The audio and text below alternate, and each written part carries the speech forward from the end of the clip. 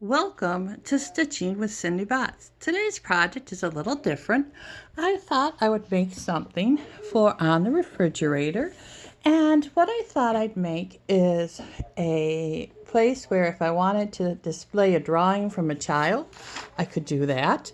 Or if I wanted to put a little notepad or some notes up here, reminders, grocery list, things like that, I could do that. Or if I wanted on this side to put takeout menus, if I wanted to put bills that need to be paid, I could put that there.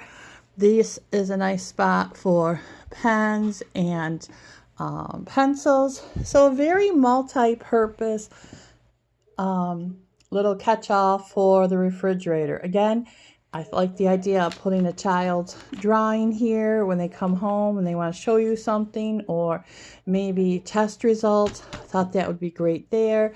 You could put, again, like I said, mail over here, takeout menus. So let's see how I got this started. So this is a plastic, cheap plastic folder with a clipboard on it from Office Max, Walmart, any of those places. It's a very lightweight folder. I thought about using just a wooden clipboard, but I didn't think I wanted that much weight. All right, so let's talk about how I did it. So the first thing I did is I measured the whole folder, and then I added some measurements to that for the pocket and for the fold over for gluing.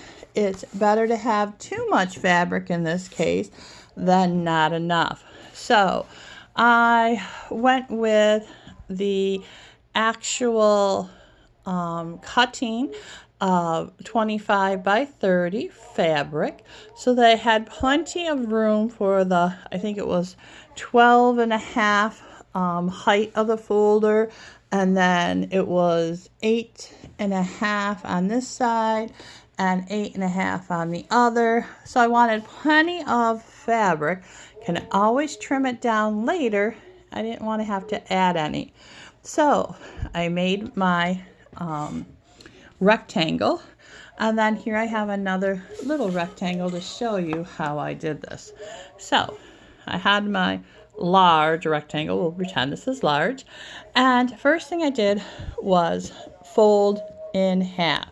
So I folded my fabric in half and I ironed it just to give me a seam line for where I'm working. All right, just to give me a line. Now if you wanted to draw that with your fabric pen that's erasable by heat, or however that you could do. So then I have a mark for the bottom. So this is going to be the bottom of the folder. Then I determined how high I wanted my pocket, and what I did is I folded it over so that the pocket would have an inside of fabric, the right side out, and an outside fabric, right side out. Okay, so there's no cutting, it's just a matter of folding your fabric. And again, I took it over to the iron and I pressed a seam line there so I could see what I had. You want to measure it and make sure it's nice and straight before you press it. All right, so now I have this pocket area. Okay, now I think it's important in that pocket area to have some kind of a stabilizer. Okay, so I now have a pressed line here and a pressed line on this side. Now I want this fold over, this little extra, because that's what's going to go around the binder and be glued on the back. So I folded this back. You want to take a measurement of what this space is, the depth of your pocket, and you want to get some interfacing, and you're just going to lay that, after you cut it, the width and length of your pocket depth. You're going to lay that right on there, and you're going to sew it down. Now remember, do not sew your pocket closed. So you have to open up your rectangle, and lay it between the two folds and just sew the seam down. Now once you have that sewn inside there, giving that some stability, I went ahead and top stitched the top of the pocket. Now top stitch the top of the pocket. So let's take a look at the actual thing a minute here. So here you can see how I have folded over. I don't know if you can here. There we go. How I have folded over with the inner facing inside and then the outside of the pocket. You want to do your top stitching. This gives it strength and durability. And then flipping back the bottom, I also gave it top stitching there. Okay. Then once this was nice and sturdy, I went ahead and laid it down on top of the whole thing and did another layer of top stitching. This is going to make the bottom nice and sturdy. Then I determined where the center of my fabric was, and I drew a line on the pocket and then went over another 2 inches and drew another line, and those were my seam lines for my pen and pencil holder. Okay, those are the seam lines for the pen and pencil holder. It keeps a nice little pocket there. Then I decided I needed to start laying this out.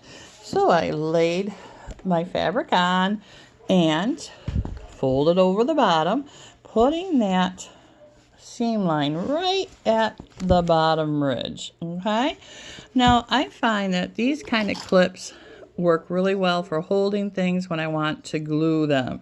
So you can just clip that on the edge to hold that in place. Let's see how well I can do that with one hand. Just going to clip that on like that. Okay, so now that is clipped on there.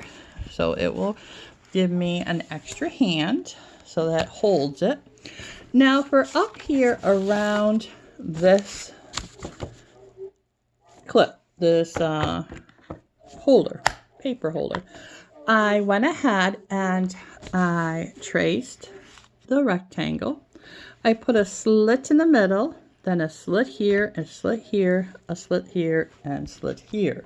And that allows you to fold it back. So what I'm talking about is on your fabric, you trace around the clip. This is traced around the clip.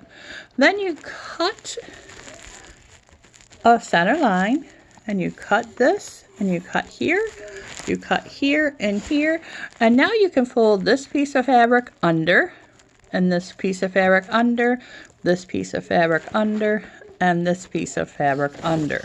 Now, you might not get the exact cut you want. So what I did is I took just a little scrap of my fabric and I glued that right up against the base of the clip on both sides, so that when I laid it down, if there was a gap, the gap was filled. Okay? So you just go ahead and glue it right on top of everything.